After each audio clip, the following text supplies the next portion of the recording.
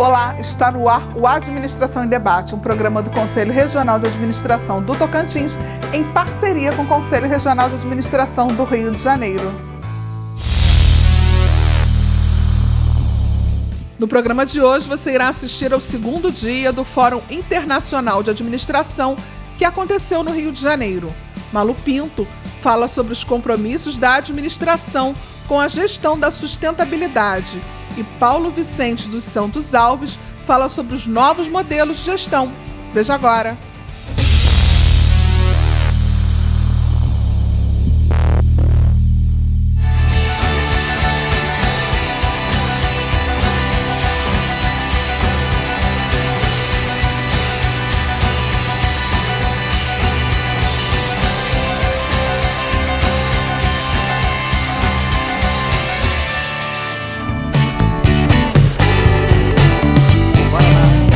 No terceiro painel do Fórum Internacional de Administração, Malu Pinto falou sobre a integração dos elementos econômicos, sociais e ambientais como forma de sobrevivência das organizações e do planeta.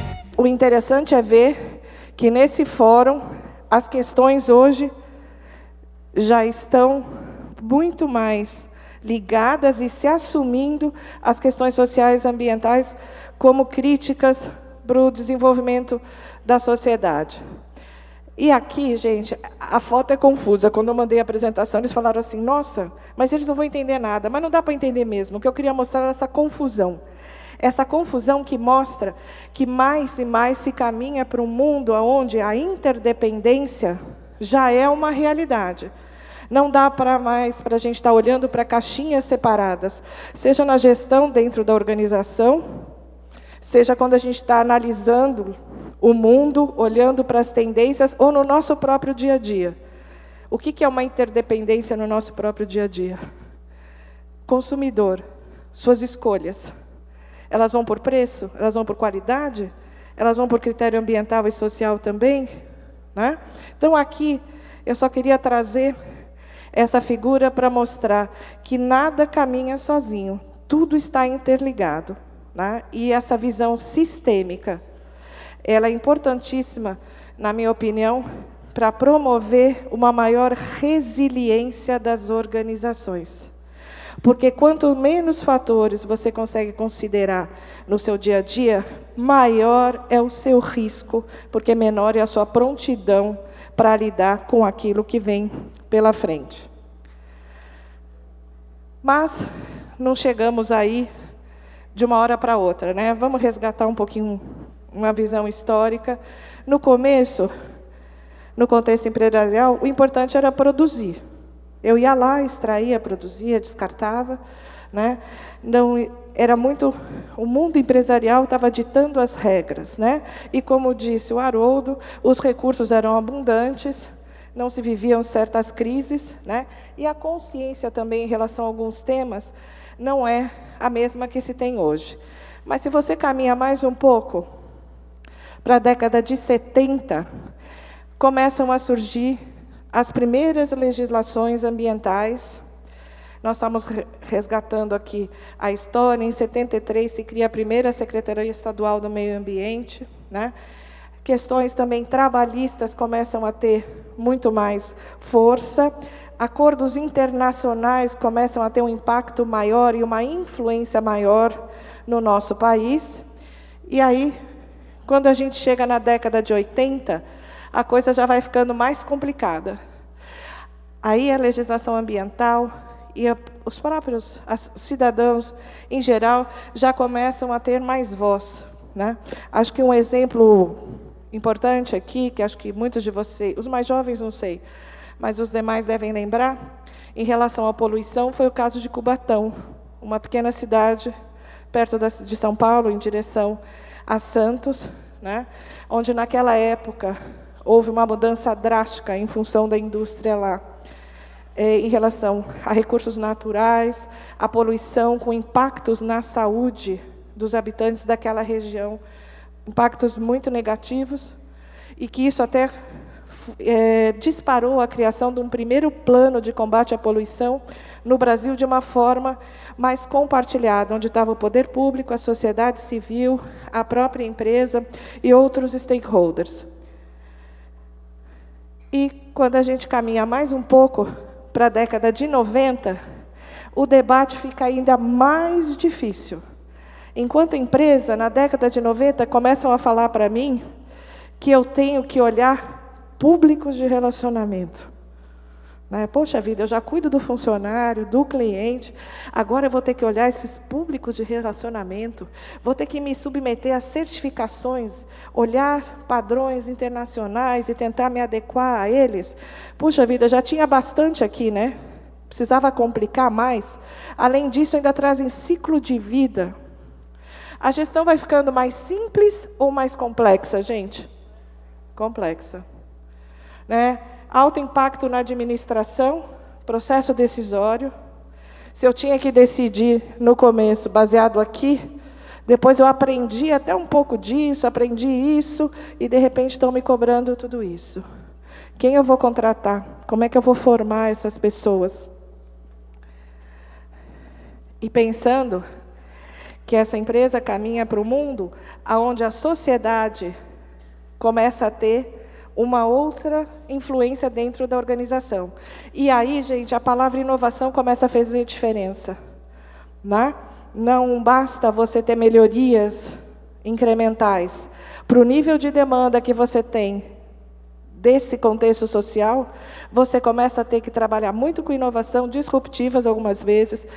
Entra a questão do ecodesign, a cadeia de valor, além de eu olhar para os públicos, além de eu ser responsável por aquilo que eu faço diretamente, agora ainda tenho que ver como que o meu fornecedor faz e o fornecedor do meu fornecedor. É mais ampliação de responsabilidade que demanda uma governança muito diferenciada.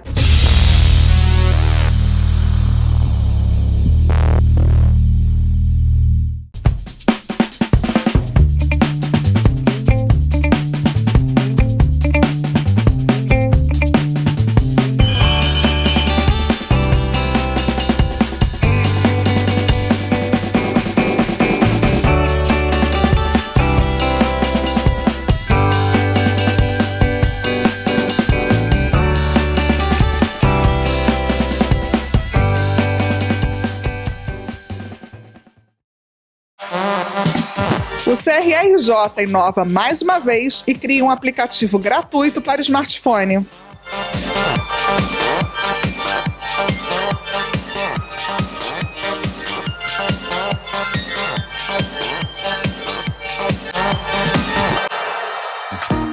Para acessar é muito fácil, basta realizar download do aplicativo disponível para Android e iPhone.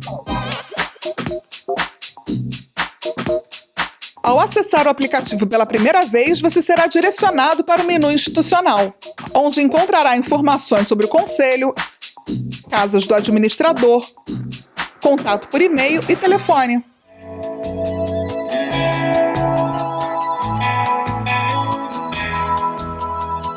Agora que você já baixou o aplicativo, não deixe de acessá-lo e saber tudo o que o seu conselho vem fazendo por você. CRRJ, inovando sempre.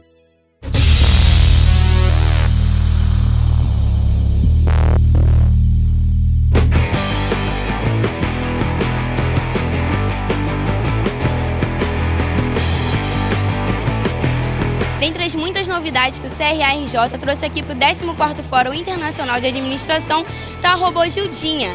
Ela, que foi a grande sensação da abertura do evento e ficou aqui durante os 3 dias de fórum interagindo com todos os participantes.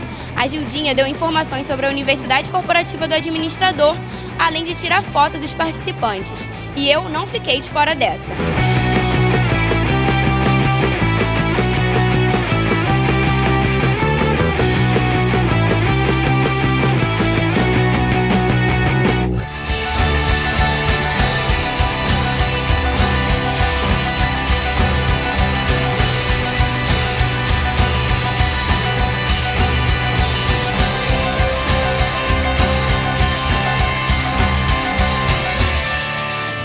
Olá, Estamos aqui no 14º Fórum Internacional de Administração com o professor da Fundação Dom Cabral, Paulo Vicente, que vai falar sobre novos modelos de gestão. Tudo bem, Paulo? Tudo bem.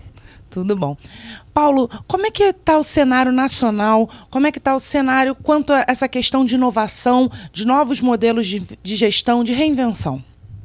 Bom, a crise que está se configurando no mercado nacional está forçando as organizações a repensarem modelos de gestão, tanto no nível de incorporação de novas tecnologias, como robotização, telemática, mas também como dispersão geográfica, trabalhar com modelos mais dispersos geograficamente, small office, home office, internacionalização, mudança de paradigmas em termos organizacionais internos. Ou seja, a crise tem um lado oportunidade, a crise tem um lado terapêutico, de forçar as organizações a pensarem fora da caixa, até porque em alguns casos a caixa evapora.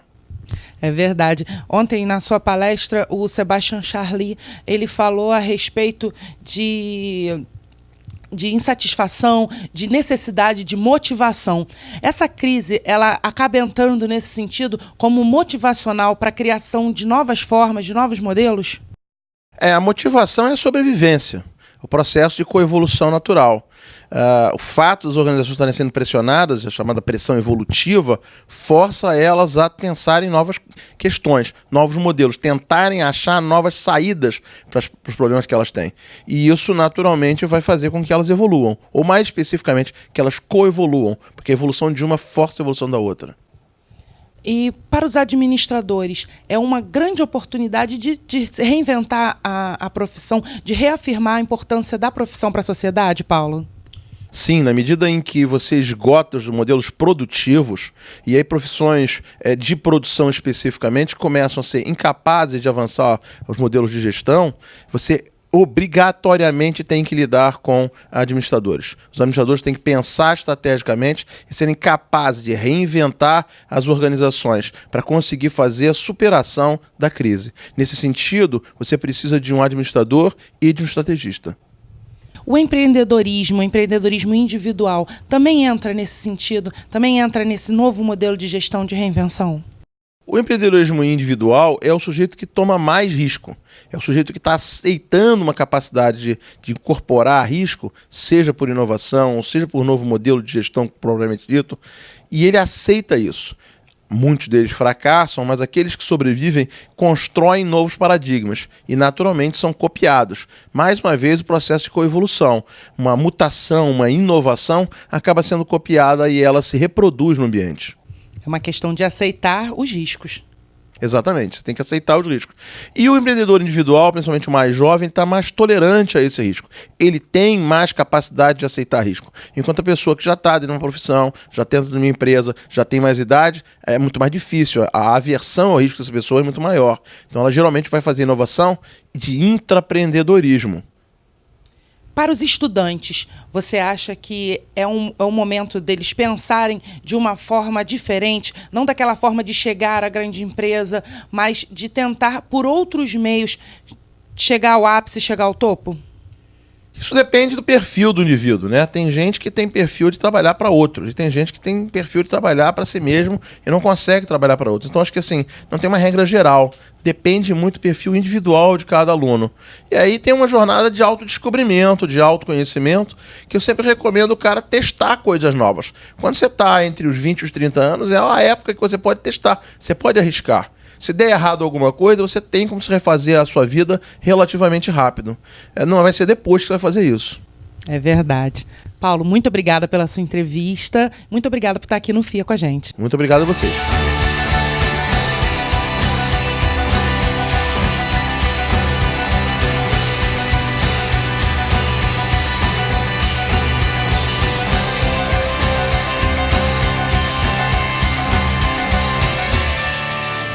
O Administração em Debate desta semana fica por aqui. Na próxima semana, um novo programa para você. Até lá!